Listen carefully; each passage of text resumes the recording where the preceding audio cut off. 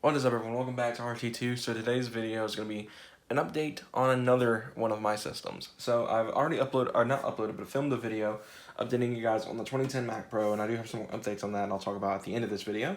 But this video is pertaining to this guy that's strobing over here behind me. So this is my Nintendo Switch. I picked it up in 2018, so it's a 2018 model. It is not the refresh, unfortunately. I do kind of regret buying the old one now that the refresh is out. But how's it been holding up since our modifications to it? By modifications, I mean we put a backplate on this system, as well as we got these really cool custom Joy-Cons that are N64 based. You guys know, out of all my retro systems, while I love the GameCube, it's probably one of my favorites. I love the design aspect and the controller and just the overall appearance of the N64. Now, unfortunately, I don't have a fantastic N64, but it is probably going to be one of my next things I get one day when it comes to game systems. I think really to finish out, I want to get a Dreamcast and I want to get a SNES, and we're done with like the console collecting because I'll have all the ones I've wanted. And then from there, I'll turn my attention to special variants. Like I really want the Forza 6 Edition Xbox One, the blue Ford GT expired one, and not this black one. It's a normal old Xbox One. It's still pretty good. But I do want a fantastic N64. Apologies for the mess, but sadly, as you can tell, this one's a jungle green theme, as the backplate would suggest, which I'm actually going to go ahead and pull it out of the dock. I actually leave this thing in sleep mode all the time, so go ahead and just shut this guy down. So, want to shut down. So, like I said, we have the backplate on it, which is a jungle green theme. I really love the transparent stuff. That's one thing I do wish I got my Game Boy Color and the Atomic Purple, because I really like the transparent stuff. But we got this in jungle green. So let's talk about it. This was a very simple install, minus transferring the mechanics over for the kickstand. This kickstand is arguably even worse than the original one that this one had. So it's got a lot of play in it, but it's not as bad of a swap as it was for the Game Boy. The Game Boy did not really go too well, especially with the hinge backing up and the clutch cover not being screwed down that tight. That's my fault, but I really love how this looks. I've got the Joy-Cons up on the shelf here, up on my side table, but I really love how this came out. I really just love the quality. Everything just came out perfectly. But there's one slight caveat. I think I picked the wrong color. So when I picked this up, they had all the Fantastic colors, and I believe even Fire Orange, which is my current favorite of the Fantastic colors, which I didn't actually take into consideration how much more I liked orange compared to green. When I was going through this, I really liked the jungle green. I thought it was a really cool color. I mean, as the N64 controller to match this setup would explain. But Fire Orange is my favorite Fantastic color. And I didn't really look enough to see if they had a Fire Orange one. I don't know if they do. I don't even think I have the Etsy ad saved on my bookmarks on my gaming laptop anymore. But yeah, I think I made a mistake picking green. I would totally do this again if it didn't cost so much. This was a very, very expensive and very long wait to get this kit in, to get the Joy-Cons in, to get this in. It took, I think, 2 months from when I ordered them to get here.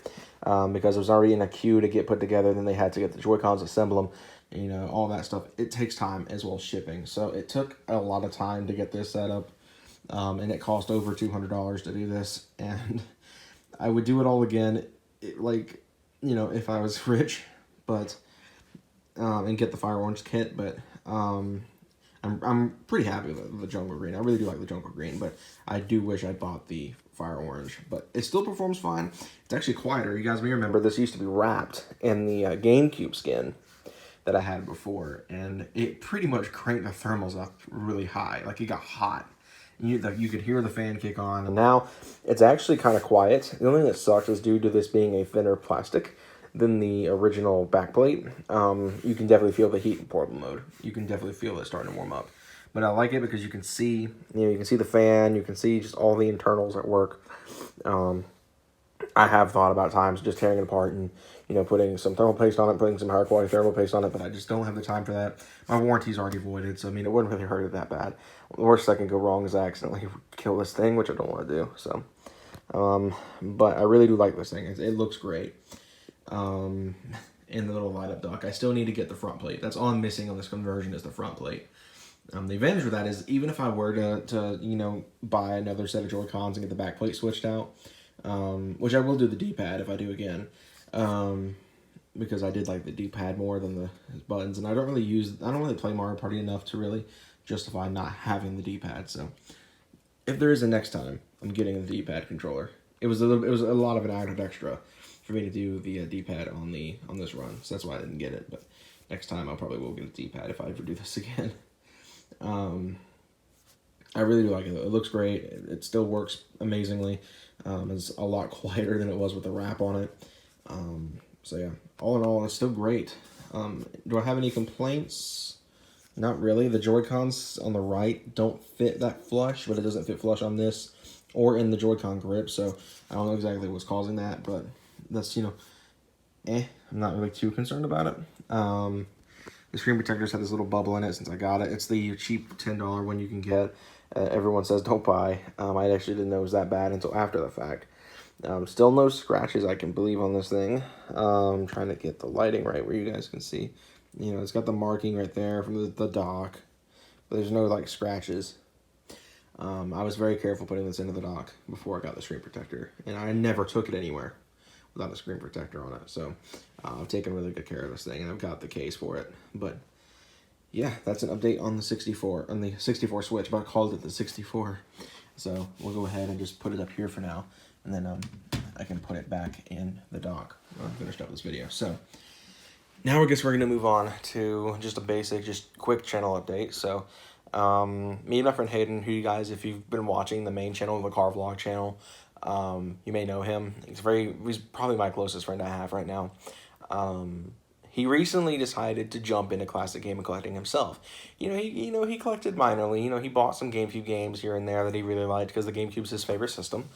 But he's recently jumped into it full time. He's wanting to get Dreamcast. He's wanting to get Super Nintendo, all of that stuff. Just wanting to get special edition stuff. I mean, he's really jumping into it. So, but he's been giving me some great ideas for this channel. Because like I mentioned in our last video on the main channel, one thing I'm trying to get into is more routine posts here. I don't post a lot here.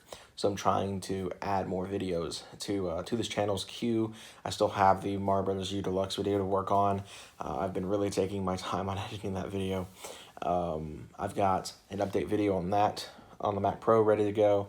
I just need to edit that one. I'm going to be reshooting the video I did before. I did a video several months ago on a update on the GameCube, not the GameCube, the Game Boy case swap. And I'll talk more about that, and we can go into detail what's going on with that. And then from there, I want to do more modifications to systems, just aesthetics. I don't want to do a lot of tearing them apart and, messing with stuff. So some of the GameCube first. So like I said, I am strongly debating on, Hayden's made it clear to me that he wants me to keep this. But knowing it was his first system and knowing it was a Mario Party 7 bundle, I do plan on either, unless he really just wants me to keep this thing, which he does, unless he really just is persistent on me keeping this one, because he's told me several times, he just wants me to keep it as a gift, but I don't know. I really don't know. If I don't get my own another GameCube anytime soon, I'm going to be putting a skin on this one, because the basic black, it's black. It's not any sort of it's not like an indigo system. I really wanted the indigo one. We couldn't find any indigo ones. Ironically enough, the yard sale where I picked up the GBA player, I did have an indigo system that I would have bought if I didn't have this.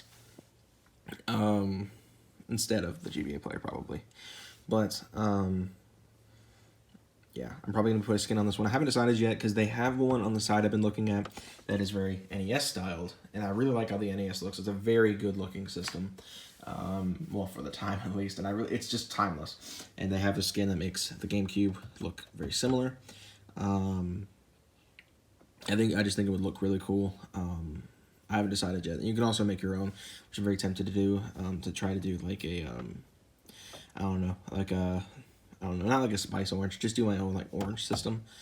Of course, obviously the vents would still be black, but that's really the only things that would look just still black on this system. So it's probably a good thing I got the black system, because the black system will look the most low key. If I had a purple one or a platinum one, the vents would pop out and, like, you know, it would be obvious that it was a platinum system or a purple system. Indigo, you know, this is just it's black, so it'll be low key. And then last but not least, the 64. So like I said already, I want to do more with the 64. I've been wanting to get a fire orange one, but the likelihood of that's very slim, especially knowing how expensive they are. But I am going to be trying eventually to change this out, this little jewel on the front. This isn't 64. I'm wanting to get the Ultra 64. I forgot who makes it, but it'll look really cool in the front. And you know, the Ultra 64 was the Nintendo's, or the 64's original name. It was actually originally going to be called the Ultra Famicom, because the original NES in Japan was the Famicom. Over here with the Super Nintendo, they had the Super Famicom, and the original quote-unquote name was the Ultra Famicom for the N64. So I wonder what this would have been called if they'd kept that name scheme going. What kind of Famicom would that have been? Leave your ideas in the comments, I guess, if you guys know what Famicom that would be. But I really love these things. I really love all these systems, and I want to do more with all of them. I probably never will put a skin on the PS2 because that one's just timeless and I like it too much. But anyway, close out another snippet on the Mac Pro video. So I'm hoping by now you guys will have seen the Mac Pro video. I'm trying to decide whether I want to edit this one first or not. I'm probably going to edit that one first, upload it, and then probably upload this video later. But pretty much it's going to continue off of that video. It's been interesting. I've spent more time editing on the MacBook over there than I have the tower. Actually, I haven't booted up the tower since the day I got the MacBook. For multiple reasons. One is the Wi-Fi card's been acting up, like I said in that video. And two, because this actually renders faster. This is actually a faster editing computer than my tower. I don't know why. I purposely bought this one as a beefed up Xeon processor, for the time at least. I don't know the product number on it, but it's a pretty strong Xeon for the time. So I'm very clueless on that. So it's looking like I could possibly be using this as a gaming rig soon. Like I said, the processor is pretty strong, and if I'm able to track down a 12-core tray, the 12-core or 6-core, I don't remember which one it is, tray, the dual CPU tray for one of these, I will do that, and I will also be putting in a graphics card in this thing. And it'll be used as kind of like a backup gaming rig. I'll use it in Mac OS, of course, for you know, light video editing and stuff like that. Because originally my plan was to use this for video editing from home and use that to edit on the go, but I've spent so much time on it lately with schoolwork and all that stuff. I've really enjoyed the MacBook, but I still love this thing to death, and I had contemplated selling it since I'm using that a lot more, but I won't get any much more money than what I paid for it, which was like $300, so $370. I don't remember how much I even paid for it, but I'm probably just going to put a graphics card in it, get the 12-core tray, 6-core tray, whatever, and we're going to try and have some fun with it as like a gaming rig for now, while I'm dealing with the laptop situation. I think once the laptop sells, I'll probably, or trades, whatever, I'll probably throw this in there temporarily. I do want to get a proper gaming PC though, so yeah. That's it though. That's kind of that. So hopefully you guys have seen the Mac video already. So I'm gonna try it now that I've done this plug. I'm probably gonna edit that one first. But anyway, guys, hope you all enjoyed this video. If you did, be sure to leave a like, subscribe for more content coming soon on RT2. Like I said, I got lots of videos on the way. I've got gameplay videos I want to shoot. Me and Hayden's idea is called the weekly haul or the monthly haul. That's gonna be kind of similar to my monthly updates on the main channel. But instead of it being a channel update, it'll be kind of like what I've picked up in that month for gaming. I probably will start that probably in a couple of days. I'll probably shoot the first video in that series, because I've gotten quite a bit of stuff this month in gaming. So we'll also cover with Hayden and stuff like that as time goes on, as his collection grows. But anyway, guys, hope you guys enjoy, and I'll see you guys next time. Have a good one.